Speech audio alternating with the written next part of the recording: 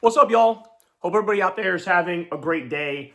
I do not have that much time. I have somewhere I have to be soon. I got to go to a gymnastics meet, and so I have less than an hour to give you guys all this breaking news. But we're going to get to it in just a second. We also have, I don't know how many of you guys are following this, but there's this massive, massive storm that's coming for the mid-Atlantic.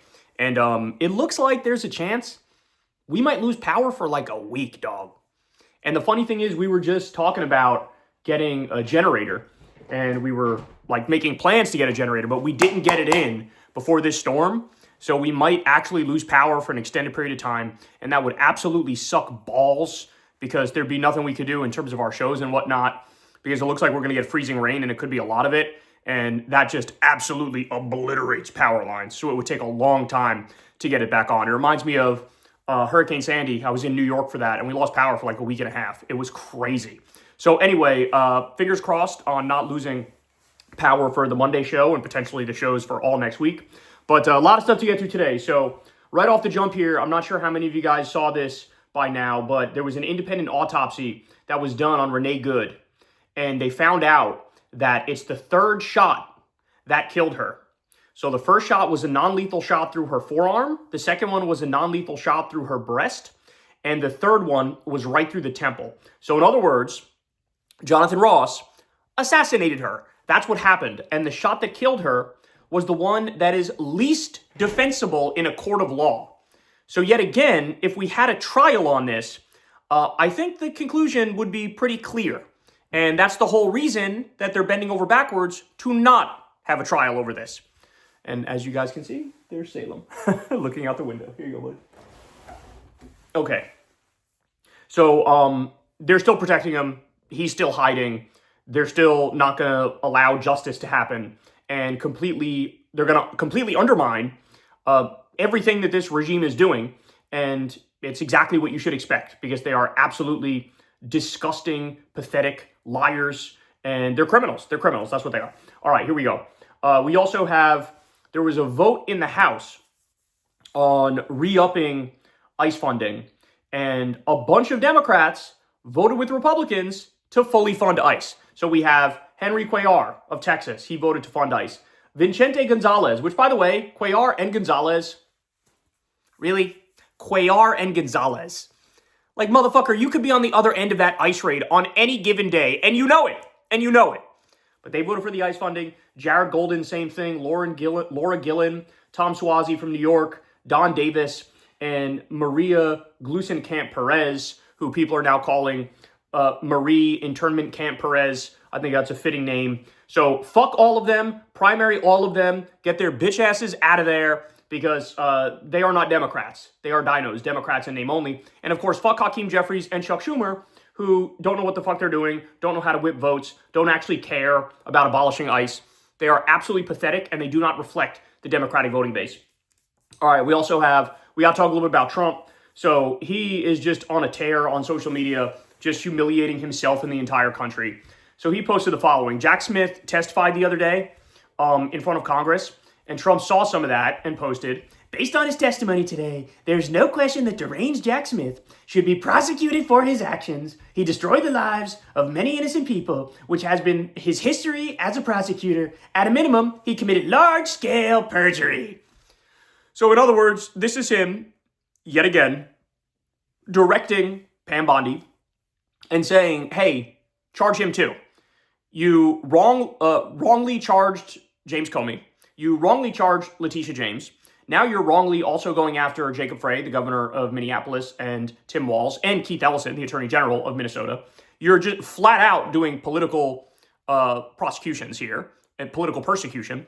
And anybody who basically disagrees with you or tells the truth, you decide you have a vendetta against, and you try to destroy them. And that's exactly what he's doing here. But of course, this shit also is not going to work, because they couldn't get anything on James Comey. They couldn't get anything on Letitia James. They definitely can't get anything on Jack Smith. And Jack Smith is telling the truth, which is why Trump is furious. Jack Smith has repeatedly said, hey, if I was able to do my job, he would be going to prison. I guarantee you we would get a conviction. That's what he's been saying. And that's why Trump is crashing out over it. So we have that. We also have this, Trump crying about his collapsing poll numbers. Now, keep in mind this post as I give you the next one too, okay? Because you'll see the issue here. But he posted the following. Something has to be done about fake polls. They are truly out of control. We have the greatest economy in the history of our country. Bruh, really? We have the strongest border in history. Nobody has ever done a job like I have done. And they had me in the low 40s. By the way, that's the first time I've ever seen him acknowledge any low poll number. Usually he just lies. He comes out there, our polls are the best I've ever seen them. They're so great. I think I'm about 90% with the whole country. Here he's like, low 40s, which, by the way, is the high end of the polls right now. Because the low end is like 35%. So he's picking the high one. Okay. He says, the Democrats destroyed healthcare. I'm trying to fix it. Literally exactly backwards. And they give me fake low numbers, fake polls on the economy, on the border, on just about everything, are ridiculous and dangerous. The real polls have been great, but they refuse to print them. There is no different than a writer. There is no different than a writer who is corrupt, which there are many. The New York Times and so many others print polls that are knowingly false. They have become deranged and sick. They suffer from a major case of Trump derangement syndrome. Their 2024 election coverage was so bad and so wrong, and yet they never get called out for it. But I am calling them out with the lawsuit that I have filed, which is making its way through the courts. They have to pay a full price for fake and fraudulent news, and hopefully in the not too distant future, they will. Bro, he's doing the same shit that he did in Iowa. Remember when he sued the pollster in Iowa because he didn't like Ann Selzer, he didn't like the numbers from that poll? Which, by the way, the numbers that they put out had Kamala up.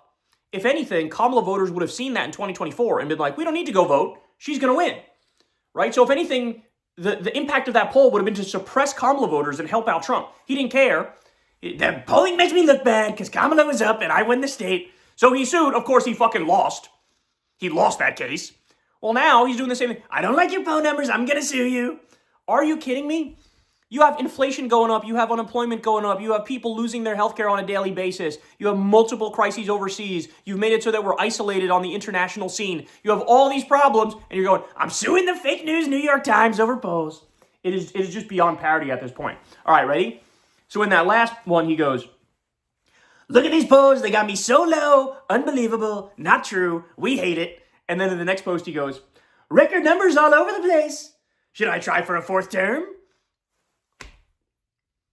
Dog, you literally just said your poll numbers were low and that was fraudulent. And now you're like, quote, record numbers all over the place, implying that all the polls are good for you. And then the should I try for a fourth term thing, don't even get me started on that, because holy shnikes, terrifying. Fucking terrifying. He's doing the thing. He's doing the thing we all warned that he was going to do. Oh, Jesus Christ, man. This is not good.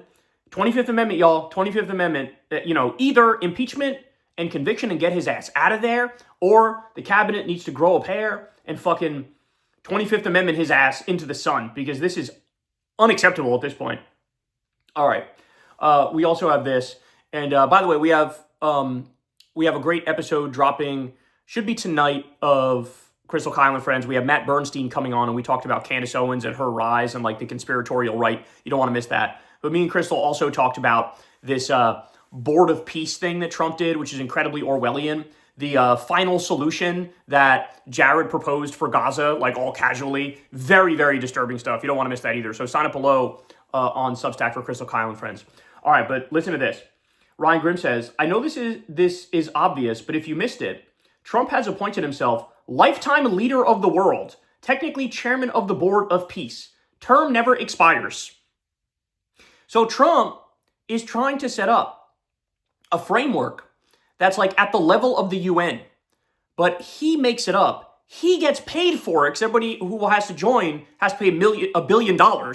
He controls that money, and it's like the new version of the UN, but he's the emperor, overlord, god, king. This is how insane, this is how much we've lost our minds in this country and in this world. And some people are playing along. Like Morocco is one of the countries. There's a bunch of countries that are playing along. None of like the serious countries, but a lot of the ones that are trying to, suck up to the U.S., they're playing along. This is crazy. This is like when he stole the Venezuelan oil, sold it, and then took $300 of the $500 million and put it in a Qatari bank account in his own name. That's what he did. Like, the corruption is now so absurd. He's got away with so much that now he feels invincible. Like, he could get away with literally anything and everything. Very, very disturbing, y'all. Incredible stuff we're talking about here.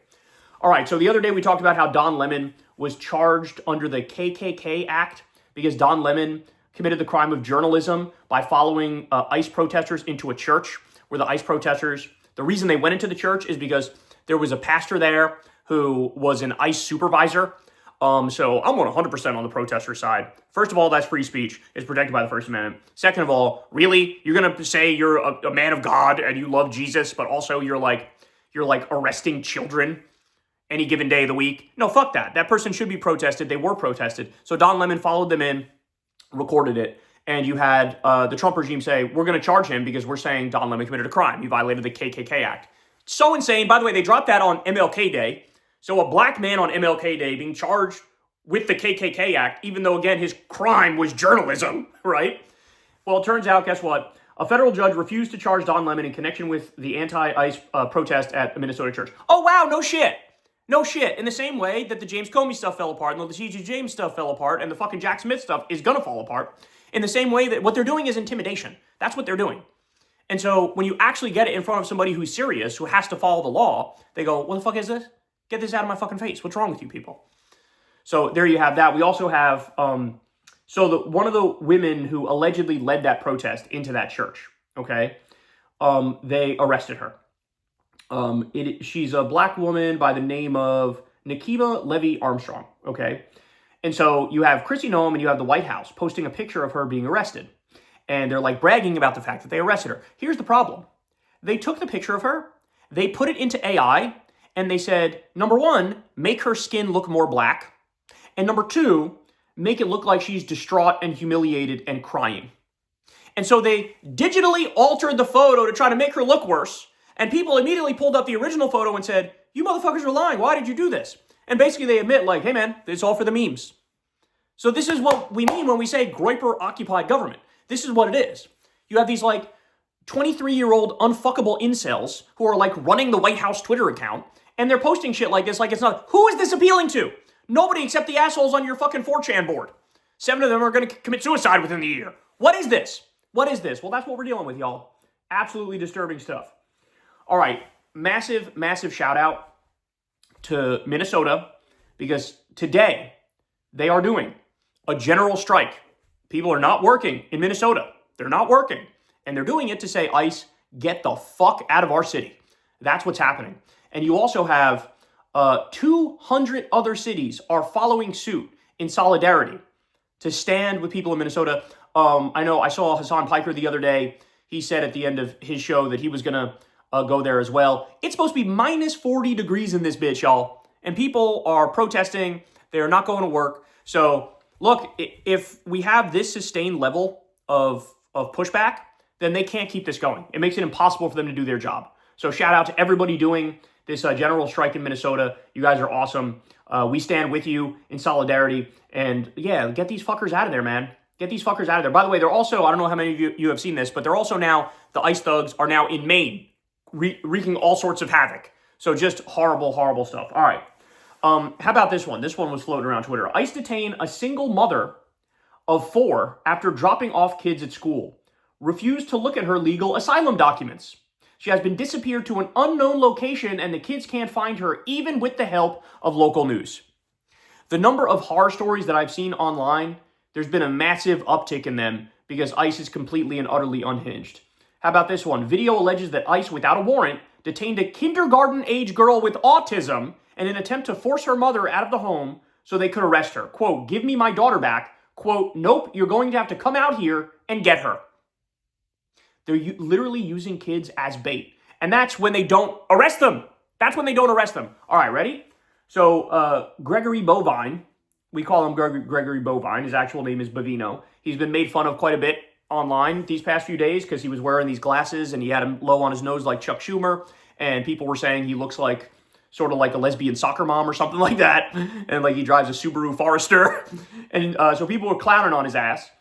But he did a press conference where he's trying to like calm tensions. Of course, he only makes it worse because he's a fucking idiot. And he's a wannabe Nazi. He literally walks around in like a Hugo Boss long trench coat that looks like a Nazi jacket. Like straight up. And he knows it looks like that. And he still does it. Okay? So, he does his press conference One of the questions from the reporters is, do you have any ethical qualms about detaining a 5-year-old? Gregory Bovino immediately answers, no. No ethical qualms about detaining a 5-year-old. This motherfucker should be locked up and we need to throw away the key. And while we're at it, tar and feather his ass and launch him into the sun. That is fucking unacceptable. Now, ProPublica has something that just came out. ICE sent 600 migrant kids to detention in federal shelters in 2025. They also say a 17-year-old was detained at a traffic stop because officers couldn't make contact with his dad, who is deaf. Another kid ended up in a shelter after making a wrong turn. 600 immigrant kids in detention in federal shelters. There's a kid also wearing his cute little hat. He's like a kindergarten-age kid, and he was detained. And then ICE came out and lied about it. And J.D. Vance also lied about it and said, oh, his father ran away, so he was left alone with us. That's not true. The kid was inside his house, I believe, with other members of the family. And they still grabbed the kid. I'm telling you, this is flat out Gestapo shit. There's no way around it. This is Gestapo shit. People need to understand that. They need to wake up to that, and they need to react accordingly. By the way, so remember the other day there was a video of an ICE criminal pulling up, yelling at protesters saying, you're preventing me from getting a child sex offender. What is wrong with you? He said something to that effect, right? To which everybody's reaction, of course, was like, go arrest the president, you bitch. This guy's part of the Epstein class. This guy we know committed unspeakable crimes with underage girls. Okay, it's a fact now. There's no way around it. We have the Epstein emails where Trump in 2011 was at Epstein's house, which is bugged to the high heavens, with one of the victims, quote, for hours. We know what went on here. Katie Johnson, don't get me started on her. By the way, yes, I know the Sasha Riley thing, and I'll probably report on that next week, assuming I have power. But we'll see. Hopefully we do get power back quickly, and I want to report on that. But so the guy said, well, we're just going to get this pedophile, and you guys are protesting. What the fuck is wrong with you? Come to find out, you're not going to be surprised to learn, he lied. So the sex criminal migrant who ICE said was on the loose, the one they were supposedly looking for when they burst into the house of a frail guy in his shorts, that picture went viral on Twitter, was in jail the entire time. So they were lying. They weren't going after any pedophile. It wasn't happening. They lied and trying to make the protesters look bad. The protesters are like, we don't fucking believe you. We see you harassing normal people out here. And that's all they got left is just lie. Just lie. Just say that whoever you arrest is a bad guy, is a criminal, is a pedophile. Just say it. Doesn't have to be true. The guy was already in prison and they said they were looking for him. Just disgusting. Again, arrest Donald Trump and the entire Epstein class, all the billionaire pedophiles.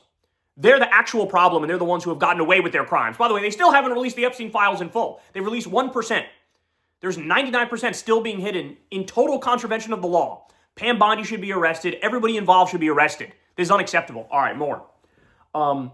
J.D. Vance also gave a press conference trying to calm the tensions, but he literally is physically and fundamentally incapable of doing that.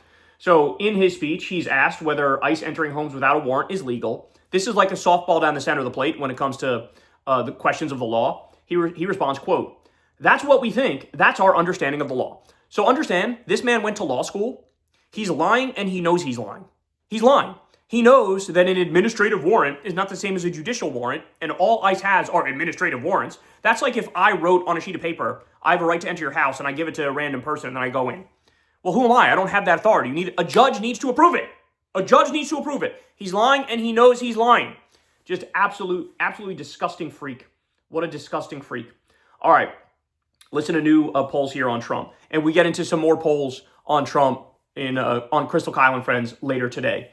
But among young people, age 18 to 29, you ready for this? And he did well relative to Republicans in this past election, with this group.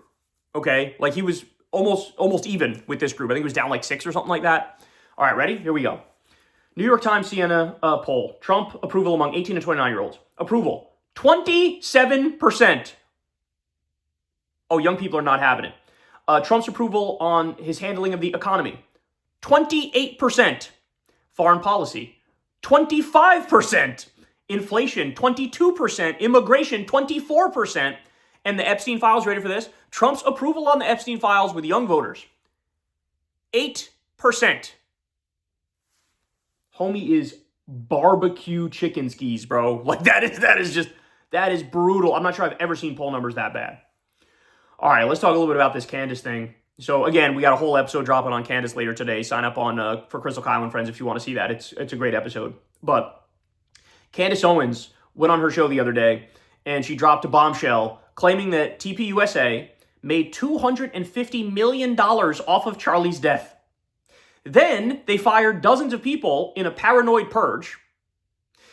Then she revealed this donor threat that was sent directly to Charlie, where somebody says, like, watch what you're saying, be careful with your language. It's supposedly from a loving Christian Zionist, and really it's just like pretty clearly a threat. So she drops that as well, further feeding into this narrative that, hey, maybe TPUSA had something to do with Charlie's death.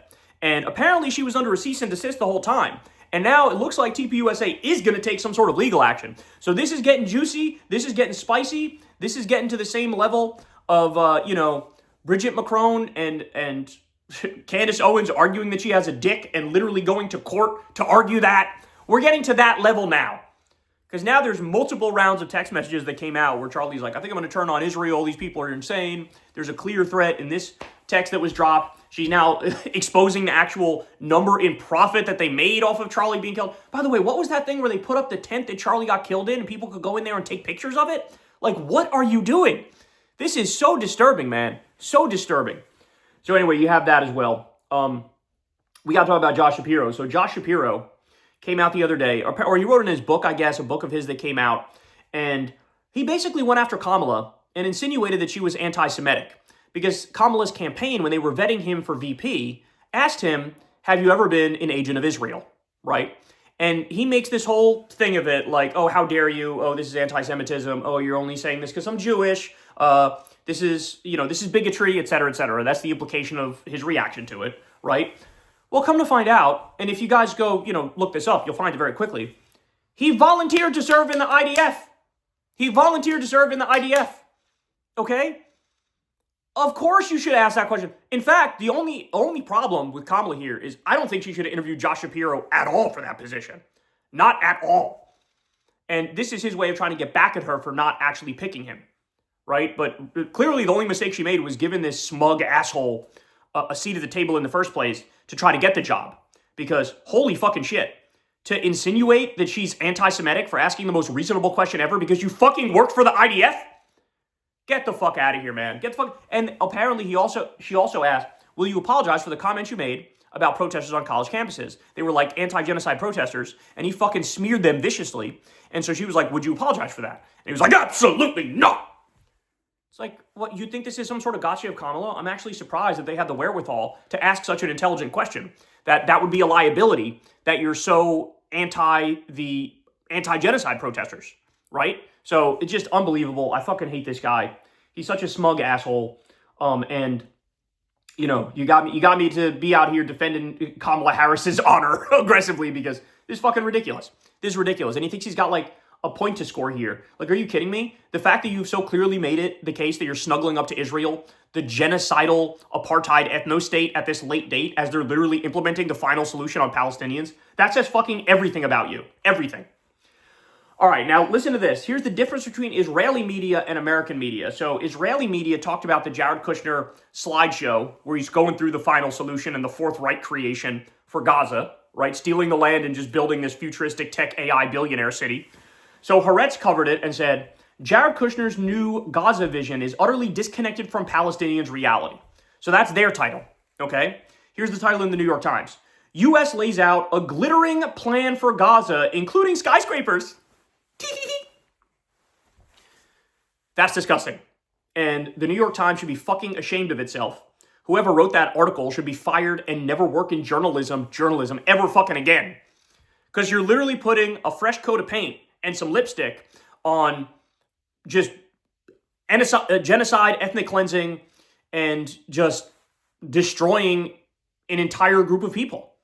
Like, I can't fully express to you how much his slideshow was the Fourth Reich. Like, it was, hey, we're going to murder all the people, clear out all the land, not allow them back in. We're going to build all these skyscrapers, make it a futuristic tech AI city, and everybody's going to be happy. It's like you're literally building a new city on the skulls of dead babies and women, and everybody acting like this is normal. No, this is so fucking through the looking glass, bro. This is complete Fourth Reich shit. So just, I mean, I cannot tell you how much disdain I have for the media. And they're supposed to be liberal media. That's what New York Times is supposed to be, liberal media. Apparently it's pro-ethnic cleansing and genocide media. All right. Oh, this one's funny. So Trump came out and he wanted to throw the Canadian Prime Minister Mark Carney under the bus because Mark Carney delivered an awesome speech at the World Economic Forum where he basically was like, look, the days of the U.S. being the global leader are over. These people are fucking crazy and don't mourn the past. Get strategic and look to the future because the old world order is gonzo and it's not coming back, right?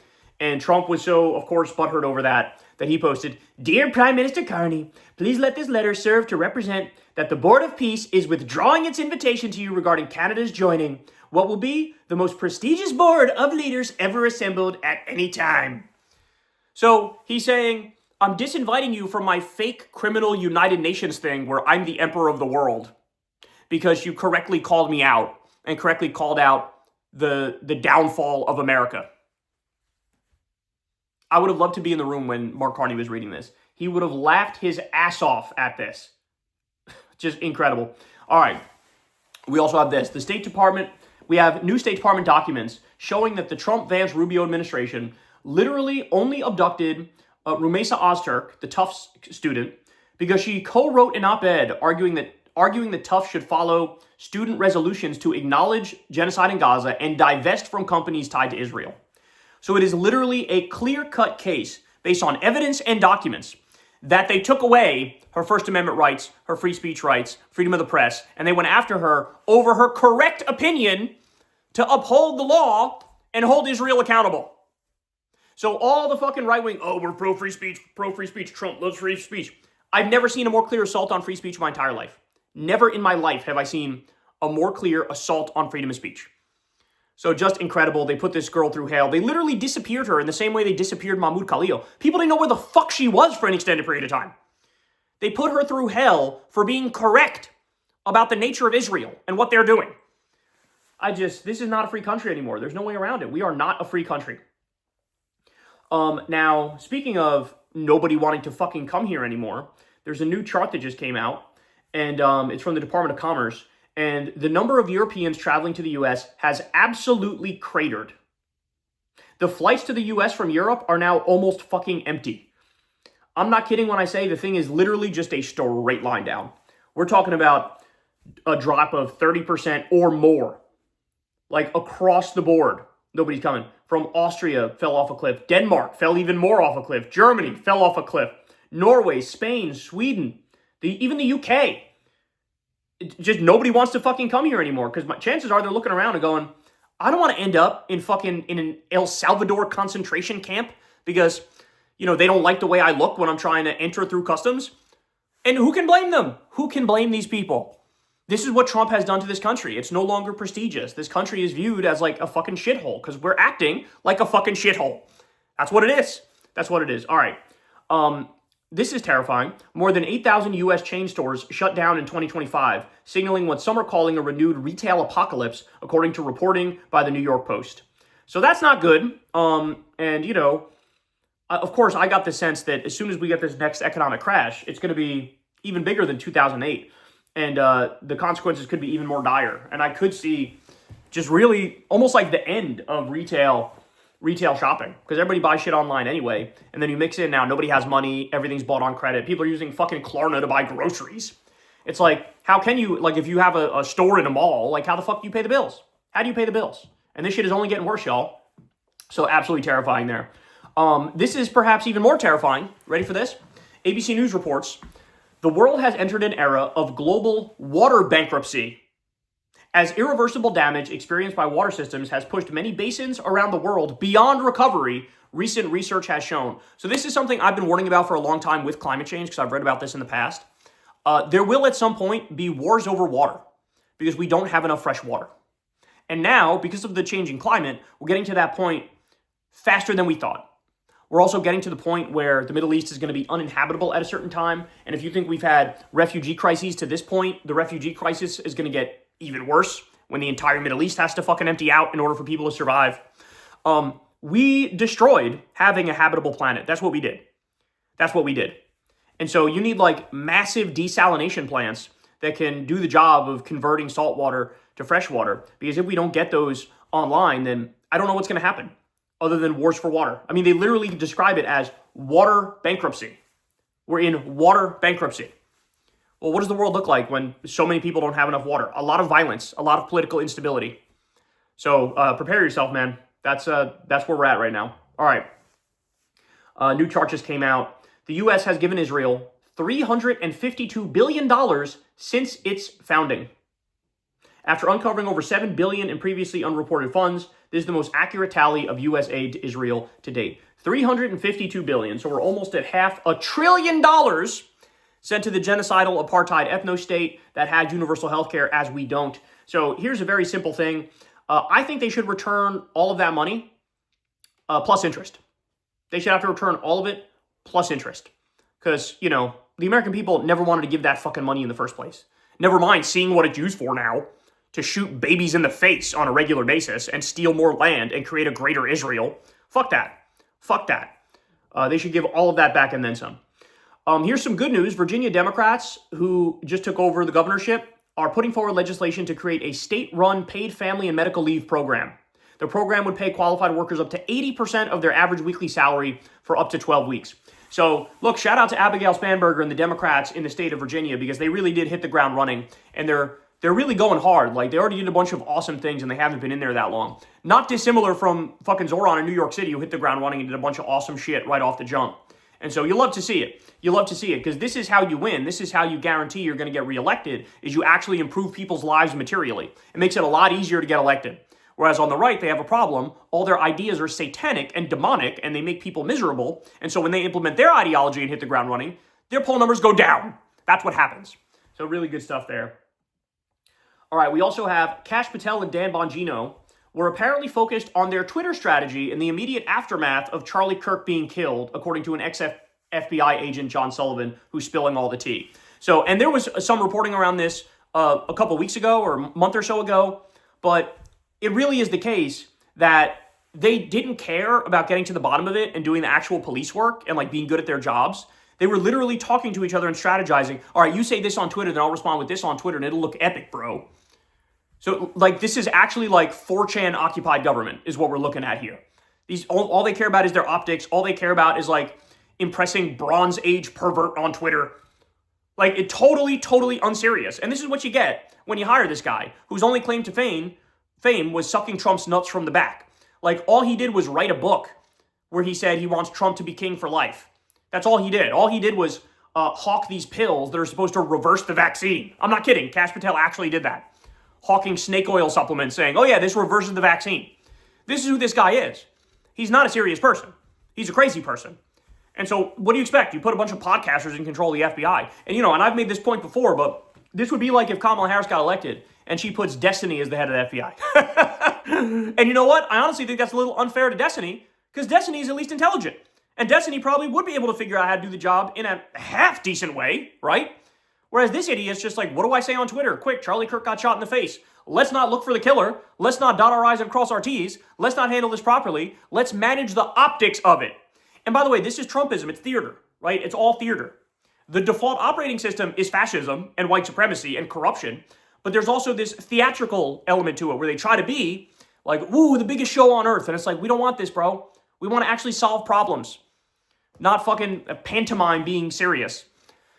All right. And then we also have Germany is now being urged to pull $100+ billion of gold from the U.S. vaults as trust in Washington collapses. Expect a lot more of that in the future. As I said, it's only a matter of time until the dollar is no longer the world reserve currency. And when that happens, we immediately have a debt crisis. We immediately have hyperinflation. We immediately enter what is effectively like a new Great Depression. That's what it's going to look like. That's what it's going to look like. Tremendous civil unrest, because the dollar is going to be abandoned. And when that happens, there's no confidence in the U.S. at all. And the whole country goes belly up, basically. It's going to be atrocious. And then finally, I got to bring this up here. So Stephen A. Smith decided to go after Gavin Newsom. Now, you would think if he's doing that, I'd be on his side, because I went after Gavin Newsom recently because he cucked himself to Ben Shapiro. He threw his own press account under the bus because they correctly called ICE terrorists.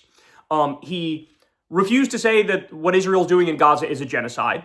He's trying to do this play patty cakes with the right while also being Mr. Tough Guy with the right.